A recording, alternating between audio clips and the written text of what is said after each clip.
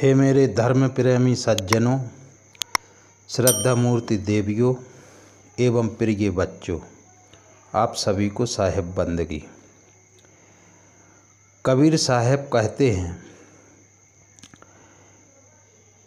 कि जीवन काल के समाज की सामाजिक स्थिति का यहाँ सुंदर चित्रण किया है, जिसमें कुछ हिस्सा तो आज भी ज्यों का त्यों लागू होता है और कुछ हिस्सा थोड़ा रूप बदल कर लागू होता है।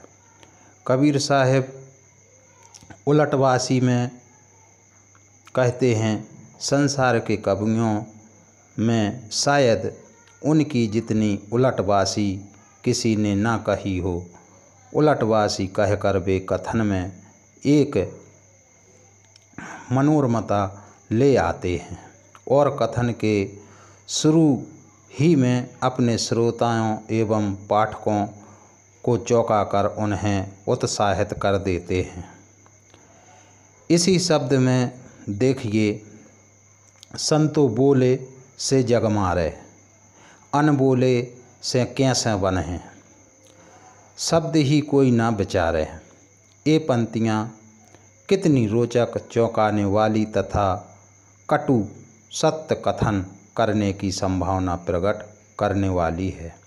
फिर तो इसके आगे उनकी उलटवासियाँ चल पड़ती हैं, जो शब्द के अंत तक जाती हैं, जो अर्थ समझने में सीधी चुभने वाली तथा मन को मथने वाली है।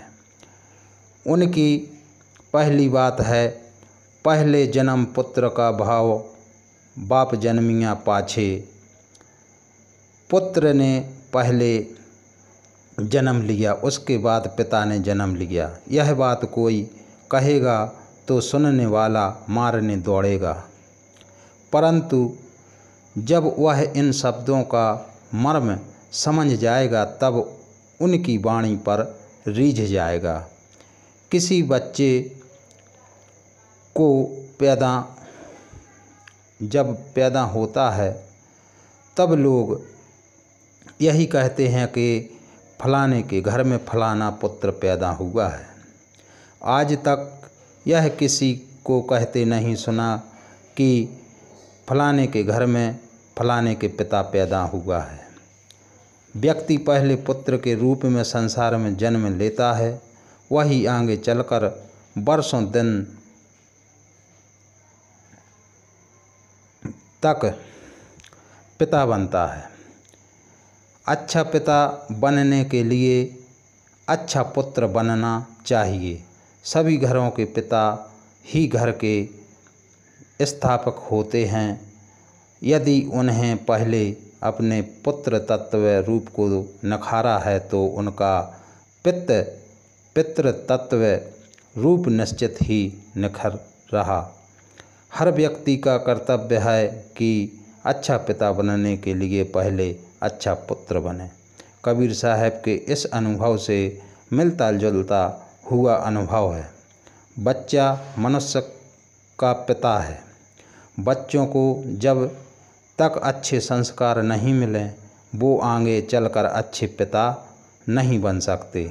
स्कूल, कॉलेज तथा विश्वविद्यालय के उन्मादी बच्चे यदि आगे चलकर अध्यापक बनेंगे तो उनमें अधिकतम उन्मादी एवं भ्रष्ट ही होंगे। बचपन में पड़े हुए संस्कार जीवन भर के लिए अमिट होते हैं।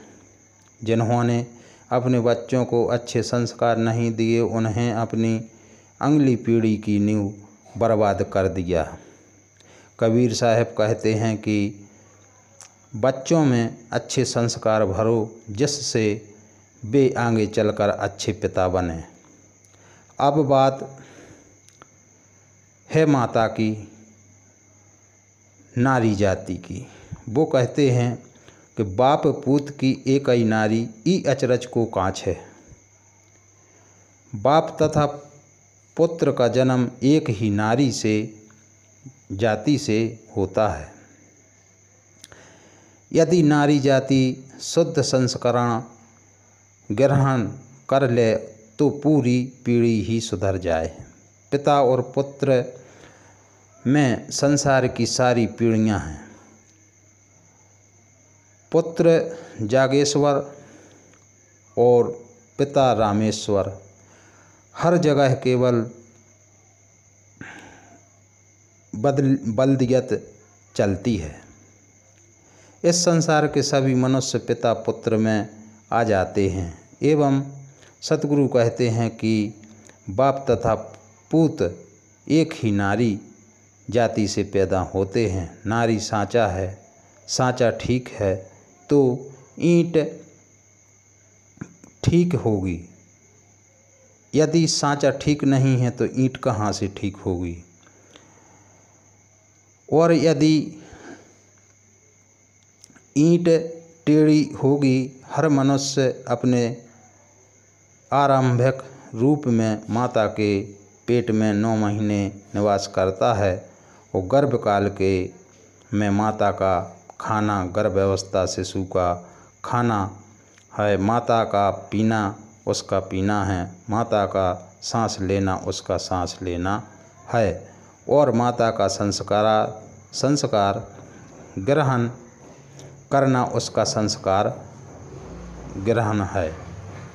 इसलिए कहा जाता है कि गर्भवती नारी जो बहुत सावधानी से रहना चाहे, उसका खाना पीना, पढ़ना, जीवन व्यवहार तथा उसकी सारी क्रियाएं बड़ी पवित्र होनी चाहिए।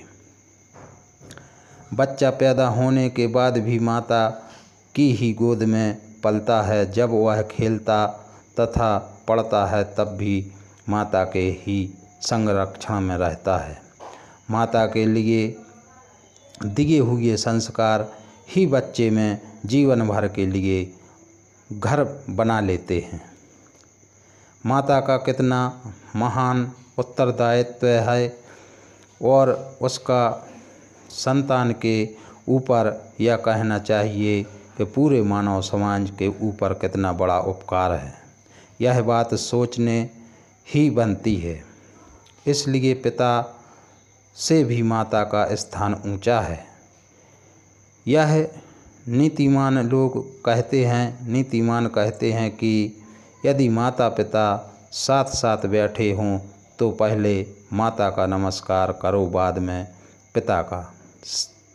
सीता तब राम, माता तब पिता, यहाँ तक कि प्रकृति तब पुरुष।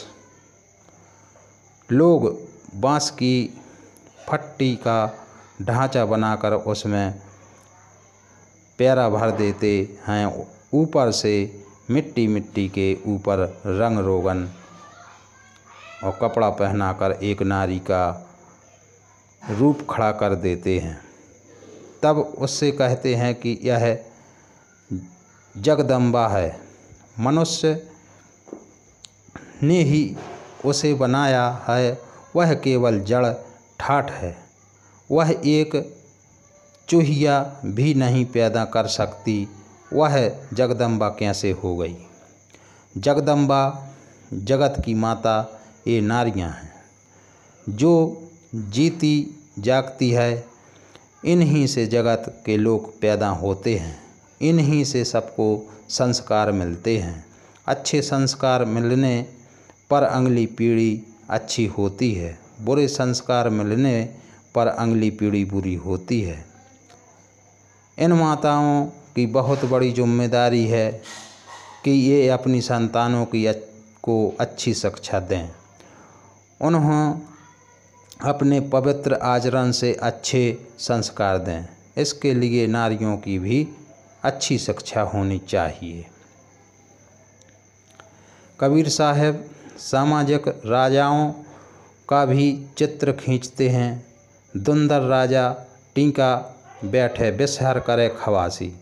दुंदर कहिए मेंढक को, मेंढक राजा बने और विषधर सर्प उसकी सेवकाई करे, यह उलटवासी है।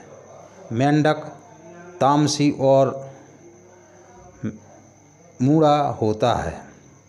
उस समय कितने ही राजे महाराज लुटेरे डाकू तथा तामसी होते थे और कितने मूढ़ होते थे, जो पिता के मर जाने पर उनकी गद्दी पर बैठाए जाते थे, और उनकी सेवा करने वाले चमचे आचरण से विषधर होते थे।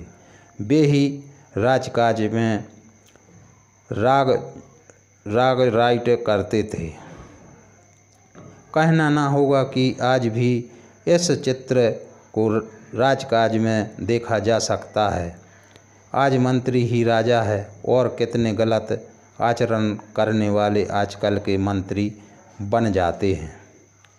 कितनों तो शिक्षित भी नहीं होते।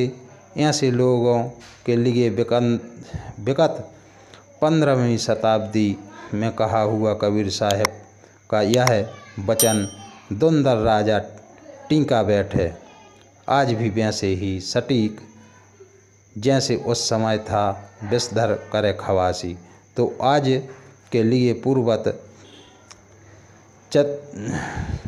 चरितार्थ होता है। पूर्व के राजाओं के चाटुकार विषधर चमचे आज मंत्रियों की शरण में चले गए हैं। स्वान बापरा धरनी ढाको, कुत्ते बेचारे ने ढक्कन रख दिया। कुत्ता अपने गुप्तांग को अपनी पूंछ से नहीं ढक पाता है, परंतु वह अपनी पूंछ से सबकी इज्जत ढांकने का ढोंग करने लगता है। यह भी व्यंग भरी उलटवासी है। जो कुत्ता अपनी इज्जत नहीं ढक पाता है, वह यदि सारे संसार की इज्जत बचाने वाला बने, अर्थात संसार का चरित्र रक्षक बने, तो हास्यास्पद ही है।